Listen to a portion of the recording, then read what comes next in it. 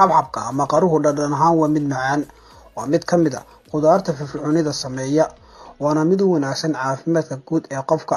Waxaa ku jirta oo keliya 49 kaalori iyo faytamiino, waxaana leeyihiin waxtar caafimaad oo badan, waxaana ka caawin karaa miisaan dhimida si sahlan. haddii aad nagu cusub tahay fadlan subscribe taabo, comment bixi, like saar, ku jijeliska ama gambaleelka si ay markiiba kuu soo gaadhaan barnaamijyada aanu soo gelino siina shargare. mahadsanid. Biyaha cabitaanka biyuhu waa muhiim, waxaana jirka siiyaan inuu ahaado mid ka fuyo biyo yaraanta. sida la xaqiijiyayna xabxabka ama qaraha 92% waa biyo. tanina waa sababta keenta markaad cunto inaad dareento inaad dheragsan tahay. xabxabka waxaa ku badan biyaha, waxaanu biyo siiyaa unugyada jirka, isla markaana wuxuu yareeyaa gaajada iyo haraadka, waxaana laga helaa kaalori hooseeya.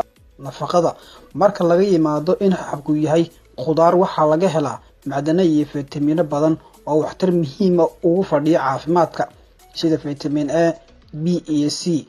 waxaa kale oo ku jira macdano ay ka mid yihiin potassium iyo magnesium. faytamiin C wuxuu ka hortagaa dhaawaca unugyada ay sababaan free radicalsku. carotenoids waxaa loo bedelaa faytamiin A oo u wanaagsan indhaha kana caawisa aragga. lycopene waxay leedahay faa'iidooyin caafimaad oo badan, waxay ka hortagtaa fallaadhaha cadceedda, kansarka, waxaanay u roon tahay caafimaadka wadnaha. ka hortagga kansarka qaar ka mid ah waxyaabaha laga helo xabxabka oo ay ka mid yihiin lycopene iyo cucurbitacin E. sida lagu sheegay cilmi-baadhisyo la sameeyay, waxaa lagu ogaaday inay awood u leeyihiin ka hortagga faafitaanka cudurka kansarka. caafimaadka wadnaha xanuunada wadnuhu waxay kaalinta koobaad kaga jiraan xanuunada ugu badan ee sababa dhimashada.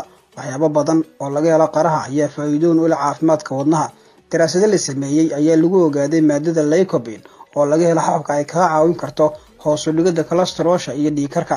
qaraha sidoo kale waxaa ku jirta maadada citrulline, waa amino acid, waxay kordhisaa xaddiga nitric oxide jirka oo fidisa xajmiga xididada dhiigga, hoosna u dhigta cadaadiska dhiigga. waxyaabaha kale ee ku jira xabxabka waxaa ka mid ah faytamiin A, B6 iyo macdano ay ka mid yihiin potassium iyo magnesium, kuwaas oo waxtar muhiim u leh caafimaadka wadnaha iyo guud ahaan habdhiska dhiig wareegga. bararka jirka maadooyinka lycopene iyo faytamiin C oo laga helo xabxabka ama qaraha ayaa ka hortaga bararka jirka iyo dhaawaca unugyada. baadhitaano caalami ah oo la sameeyay 2015 ayaa muujiyay in isticmaalka xabxabku oo hoos u dhigi karo bararka jirka. indhaha isticmaalka xabxabka waa faa'iido marka ay timaado caafimaadka iyo badqabka indhuhu.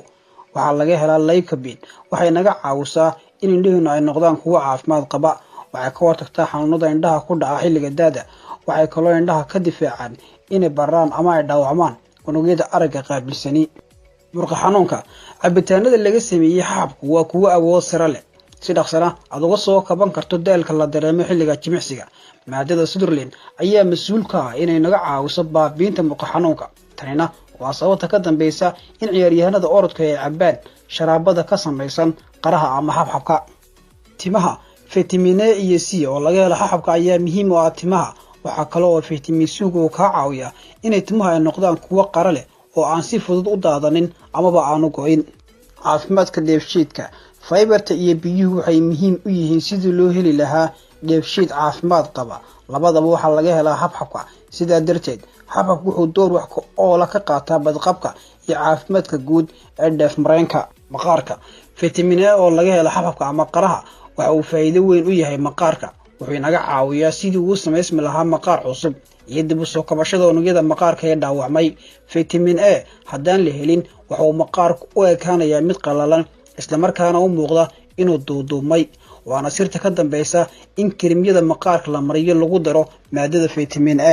fadlan subscribe taabo, comment bixi, like saar, ku jijeliska ama gambaleelka si ay markiiba kuu soo gaadhaan barnaamijyada aanu soo gelino siina shargare. mahadsanid.